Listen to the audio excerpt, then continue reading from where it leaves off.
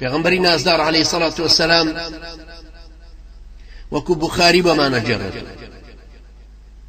فەرمێ بەڕائی کوڕی مالیک فەرمووی پێغەمبەری نازدار عليه الصلاة والسلام بەردەوام خەبەریە بیست کە ئەبوو ڕافعی جوولەکە معسکەری ساز کردووە و تدریب بە خەڵکیەکە دژی پێغەمبەر صلی الله عليه وسلم و یەکێکیش بوو لەوانەی کە بەردەوام هاوکاری قوڕەیشیە کرد دژ بە پێغەمبەری نازدار عليه الصلاة والسلام و بەشداری شەڕەکانیە. مەفرەزەیەک هاتن لەلای پێغەمبەر صلی الله عليه وسلم وتیان ئەی پێغەمبەری خوا ڕێگامان بدە بچین بۆ گیانی ئەبوو ڕافعی جوولەکە و بیکوژین. پێغەمبەر صلی الله عليه وسلم ڕێگایدان و عەبدوڵای کوڕی عەتیکیشی کرد بە ئەمیریە. عەبدوڵا فەرمێ لەگەڵ هەندێکی ترا هاتم وەکو عەبدوڵای کوڕی عوتبە و چەند کەسێکی تر مەفرەزەیەکی 4-5 کەسی هاتین هەتا گەیشتین نزیکی قەڵاکەیان و ئێوارە بوو. بە ڕەفیقەکانم وتم لێرا بمێننەوە هەتاکو خوا دەرفەتمەدا دەرگای قەڵاکەتان بۆ ئەکەمەوە با بڕۆم بزانم بە چ شێوەیە دەتوانم بچمە ژوورە. قەڵایە و زەمانەش هەمووی دیوارە و بەرزە ئیلا بێ هەر لە دەرگاکەوە خەڵک بتوانێت بچێتە ژوورە. ئەفەرمێ گەیشتمە نزیکی دەرگاکە و بینیم 3-4 هاتنە دەرەوە هەر هەواڵیانە پرسی و کەرێکیان لێون گوێ درێژێکیان لێون بوو یەکێکیانەوی بەخوا ڕەنگە چوو بێتەوە ژوورە یەکیانەوی ڕەنگە ئەلەم لایەوە بێ و منش لەو کاتەیە خێرا عەمامەکەم لکی عەمامەکەم دایەوە بەسەرما و دانیشتم وەکو کە ئەنەما دەست بە ئاوە گەێنم و کۆکەیەکم کرد. کابرا هاوارێکی کردوتی دایە خەمەوە دەرگاکە ڕەحمەتت لێ بە خێراکە وەرە ژوورەوە. منیش خێرا هەستامەوە و خۆم مەشغوڵ کرد کە ئەنەما خۆم گورج و گۆڵەکەمەوە و ڕۆیشتمە ژوورە و ئاگای لێ نەبوو هەتاکو ئەو دای خست و ئاوڕم لێدایە بزانم کلیلەکە لەکوێدایە.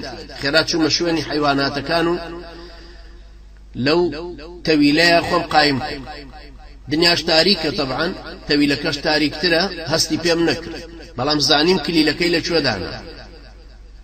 ویستم بڕۆم کلیلەکە هەڵگرم و دەرگاکە بکەمەوە بەڵام دواییوتم نا ئێستا هەموو بە خەبەرم با سەبرێکیش بکەم و بزانم کابراش لەکوێ.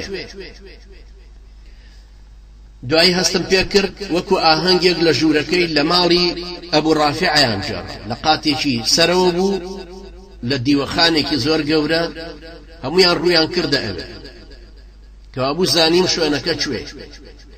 ئاگاشم لێبوو کە بە پەیژەیەکا سەرەکەوت. دوایی سەبرم گر هەتاکو نیوە شەو تا شەرابیان تەواو بوو گۆرانی و بەزمی خۆیان تەواو بوو. دوایی هەریەکە گەڕایەوە جێی خۆی و فتیلەیان کوژانەوە چرایان کوژانەوە خەوتن. منیش ڕۆیشتمە نزیکی ژوورەکە و هاوارێکم کرد. هاوارێکم کردوتم ئەبوو ڕافع جوابی دایەوە و خۆم گەیاندێ و شمشێرەکەم لێدا بەڵام بەری نەکرد. هاواری کردوتی کوڕە کوشتیانم ئەم جارە دەنجی خۆم گۆڕی خێراوتم ئەوە چی بوو بێم بە فریاتەوە چی قەومە. وتی کوڕێکێک ویستێتی بمکوژێ و پەلامارمدا شمشێرێکی کەم لێدا لەبەرەوەی بۆ خۆم شەوچوەریم هەبوو نەمبینی باش نەمبینی ئەو شمشێرەشی بەرنەکەوت.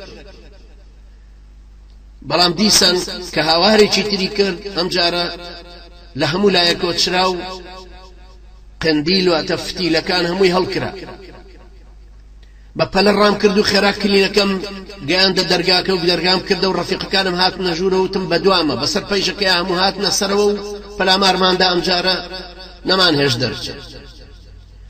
ئەوان کوشتاریان کرد بەرامبەر بەو کەسانەی بەرگریان لێ ئەکرد و منیش خۆم گەیاندەوە جارێکی تر کەوتبوو خۆم گەیاندێ و بە شمشێرەکە لێمدا بەڵام دڵنیا بووم لەوە کە شمشێرەکە لە ورجی چەقیوە بامدا 3-4 جار و تینم خستە سەری جۆم لە کرچەی ئێسقادەکانی پشتی بوو.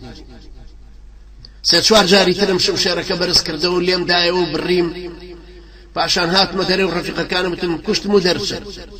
ئەوان هەموو دەرچوون و ڕایان کرد من چووکە کەمێک شەو چوەر بووم پەیژەکەم باش نەدۆزیەوە خۆم هەڵدایە سەر پەیژەکە کەوتمە خوارەوە و قاچم شکا بەڵام هەرچۆنێ بخۆم گەیاندە ئەو دی و دەرگاکە و پێم وتن بڕۆن مژدەکە بگەێنەوە پێغەمبەر صلی الله عليه وسلم بەخوا قەسەم لەم جێگایە ناجوڵم هەتاکو شین و واوەیلاکەیان نەبیستم و نەیەنمەوە بۆ پێغەمبەر صلی الله عليه وسلم.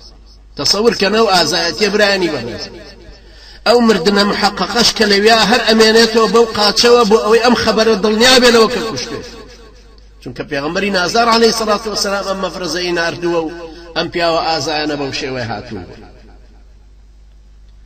ئەفەرمێت لە شوێنی خۆم قاچی خۆم بەست، سەبرم گر هەتا دەمە و بەیان شین و واوەی لا بەرز بۆ و زانیم کەیتر ڕۆحی دەرچووە. پاشان هەستام و هەرچۆنە بێ ئەوەندە بە سورعەت هاتمەوە مژدەکە بگێنم بە پێغەمبەر صلی الله عليه وسلم. هۆشم لە قاچم نەبوو، بە شەل لە شەل ئەڕۆیشتم و قاچمە خستە سەری و زەختمە خستە سەری. کە گەیشتمەوە هێشتا ڕەفیقەکانم نەگەیشتبوونەوە خزمەت پێغەمبەر صلی الله عليه وسلم و مژدەم دایوتم ئەی پێغەمبەری خوا گەیشتین بە هەدەفی خۆمان و کوشتمە. بەڵام ئەوە تا قاچی شم وای لێ هاتووە. پێغەمبەر صلی الله عليه وسلم فەرمووی قاچت درێژ کە. قاچم درێژ کرد و دەستی مبارەکی بەسەر قاچما هێنا و قاچم چاک بۆ و هیچ جۆرە ئازارێکیشم هەست پێ نەکرد هەتاکو مردنیش. سەیری کەن برایانی بەڕێز، سەیری ئەم ئازایەتیە کابرا نەئەپرسێ ئەی پێغەمبەری خوا ئێمە ئەم مەفرەزەیە تەشکیلەکەین بە سێ چوار کەسەوە چۆنە چینە ئەم قەڵایە، چۆنە گەینە ئەم کابرا، چۆنە توانین لەوێ بیکوژین. ئەنجا سەیری کەن بۆی ئەم مژدەیە بگاتەوە بە پێغەمبەر صلی الله عليه وسلم. خۆی چۆن بەتەنیا بەو وەزع ناخۆشەوە دائەنیشە چاوەڕێ ئەکا هەتاوەکو خبرەکە زووتر بگاتەوە بە پێغەمبەر صلی الله عليه وسلم. بۆ خۆشی ئەمێنێتەوە هەتاکو دڵنیا بێ لەوە کە شین و واوەی لایەن تێبەر بووە و کابرا کوژرا. ئەمە نمونەی ئازایەتی ئەم بەڕێزانە. ئەمە ئەم سەحابیە بەڕێزانەیە کە یەکێکی وەکو بەڕائی کوڕی مالک زانیتان بۆم جێڕانەوە کە دەستی خستی بۆ پشتسەری و لەسەر گازەرایی پشتکەوت بوو شیعریە خوێندەوە. ئەنەسی برای پێی وتی بۆچی شیعرە خوێنی و قورئان ناخوێنی؟ فەرمووی سەد کەسم بەخوا بەدەستی خۆم کوشتووە و ئەشزانم کە خوای پەروەردگار بە شەهیدی نەبێ نامباتوە. ئەم بەڕێزانە مەعازی کوڕی عەمر کە قۆڵەکەی بە بڕاوی هەر لەگەڵ خۆیان ڕاکێشا و دەرفەتی ئەوەی نەبوو لێی کاتوە. ئەبوو دووجانە بە قاچێکی شکاوەوە لە ڕۆژی ئەمامەیە شەهید بوو. ئەبوو تەلحەی ئەنساری لە ڕۆژی حونەینا 22 کەسی بەدەستی خۆی کوشتبوو. هەر یەکێ لەم بەڕێزانە لەم ئازایانە لەم سوارچاکانە دوایی ئەیان بینیتەوە لە تاریخی ئیسلامە لە زمانی ئەبوو بەکر و عومەر و عوسمانە چۆن هەر یەکێ لەوانە گەیشتنەوە بوونەوە بە قیاداتی تر و بڵاو بوونەوە ئیسلامەتەکەیان گەیان بەسەر زەمی.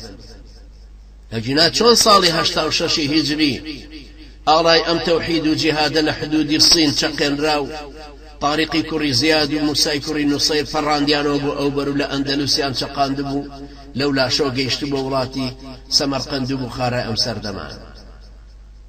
ئەوە بەهۆی پیاوی ئازای ئاواوەیە کە یەقینیان بۆ دروست بوو کە ئەم دینە دینی خوایە و پێویستە بیگەێنەوە بە هەموو مرۆڤایەتی.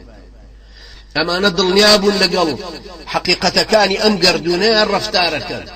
ئەیانزانی ئەم گەردونە خوایەک هەیە، ئیدارەی ئێبا بەڕێوە کە خوایەکی زیندووە، خوایەکە ماندوو نابێ، خوایەکە خەوی لێ ناکەوێ، خوایەکە وەنەوز نابە، خوایەکە ئاگای لە هەموو شتێک هەیە، خوایەکە پشتی مسلمانانە گرێ.